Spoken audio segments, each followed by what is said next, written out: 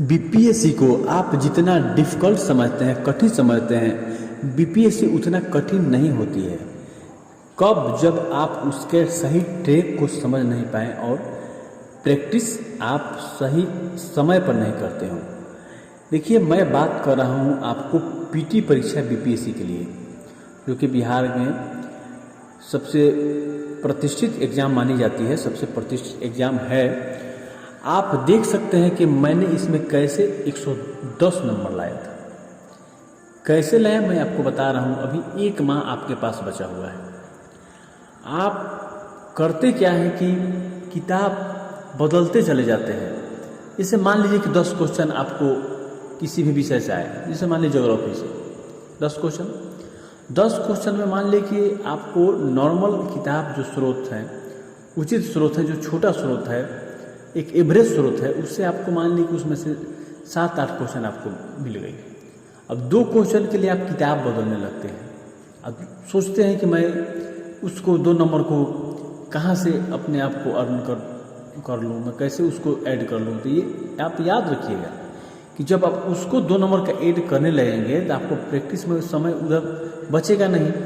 उधर आप उस 2 नंबर के लिए कुछ नंबर को आपको बढ़ाने के लिए इधर आप प्रैक्टिस नहीं कर पाएंगे और कितने आपका नुकसान होगा आप समझ नहीं सकते हैं। इसलिए आप ऑथेंटिक मतलब समझिए कि एक एवरेज बहुत सीमित बुक्स का यूज करिए, और जो यूज किए हैं तो 1 माह बचा हुआ है, आप उसको सही रूप में अंतिम बार मत समझिए कि हम लास्ट बार पढ़ रहे हैं। वो अलग बात है कि आप एक बार और पढ़िए, चाहे आपका नोट्स हो, तो उसको इस तरीक़ा से पढ़िए कि सोचिए एकदम अंतिम बार मैं पढ़ रहा हूँ, और उसी को जिसको आप पहले पढ़े थे, कोई नया बुक्स ऐड करने का प्रयास मत कीजिए। जब आप लंबे तरीके समय से इस चीज़ की तैयारी कर रहे हैं तो आपको मालूम तो होगी ही, कुछ न कुछ कोई बुक्स खराब नहीं होता है, ध्यान रखिएगा। अब गाइड बुक्स का आप आधार बनाइएगा लूसेंट क्राउन, तो उससे आपको एकदम समझिए कि आप सेफ जोन में नहीं जा सकते हैं, बहुत मुश्किल है। क्योंकि उसमें तो आपको कई वो क्वेश्चन जो है एनसीईआरटी से बहुत कंट्राडिक्टरी है, जब बहुत दोनों में बहुत मतलब संदेह उत्पन्न हो जाएगा। तो ऐसे मान के चलिए कि जैसे 68वीं में आपको 55 से 56 क्वेश्चन आपको लूसेंट क्राउन से था।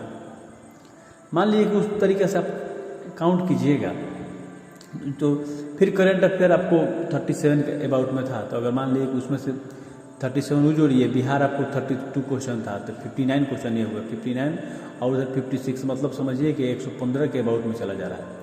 लेकिन आप ये जान लीजिए कि उसमें जो 56 जो मैं आपको बता रहा हूँ गाइड बुक में, उसमें 5-7 क्वेश्चन ऐसे होते हैं, 7 क्वेश्चन मान के चलिए कि आपको एनसीईआरटी से आपको विभेद करेगा, उसका अलग आंसर होगा, इसका अलग आंसर होगा, जिसको आपको अंतिम रूप में माना जाएगा एनसीईआरटी को। आयोग एनसीईआरटी को मानती है, तो वहाँ पर आप धोखा खाएंगे। इसलिए अगर आपने पढ़ा है, शुरुआत ही वहीं से किया है, तो वो अलग विषय है आपका, तब उसी को पढ़िए। तब ज़्यादा से ज़्यादा आप करेंट अफेयर पढ़िए। मैं अपना बता रहा हूँ कि मैं किस तरीके से 110 नंबर लाया था। करेंट अफेयर जो 35 से 40 के बीच में आती है, जिसमें आपको 20 से 25 के मध्य में आपको इंटरनेशनल नेशनल करेंट, और 15 से 20 के बीच में आपको बिहार का करंट होता है। ये दोनों बुक्स को एकदम समझिए कि चटनी की तरह चाट जाइए। ऐसे पढ़िए ना, ऐसे पढ़िए, इसमें से कोशिश कीजिए कि 2-4 क्वेश्चन निकलती हो, वो भी ना। मान के चलिए कि इसमें अगर आप 35 नंबर लाते हैं तो आपके पास कितना कट ऑफ है, मान लीजिए 90 के आसपास, 95, तो इसमें 60 आपका नंबर इसके बाद लाना रह जाएगा। जिसमें आप हिस्ट्री को अगर बार बार केवल सिंपल बुक से पढ़िएगा, जिस बुक को आप पढ़ें उसको बार बार पढ़िएगा, तो आपको 80 से 90% आप क्वेश्चन उसको आप सॉल्व कर सकते हैं, इजीली कर सकते हैं। जब उसको आप 80-90% जब आप करेंगे, और दोनों आप हिस्ट्री के एडवांटेज लीजिएगा, बिहार हिस्ट्री और नेशनल हिस्ट्री, इंडियन हिस्ट्री, तो इसमें आपको लगभग 32 के अबाउट में क्वेश्चन आपको आया था 68 में। कितना आप उसका मानिए ना, 90%, आपको 27-28 क्वेश्चन हुआ। 27-28 क्वेश्चन ये हो, 35 उधर हो, आपको कहाँ जा रहा है, समझ में आ रहा है। 63, 60 मानिए ना।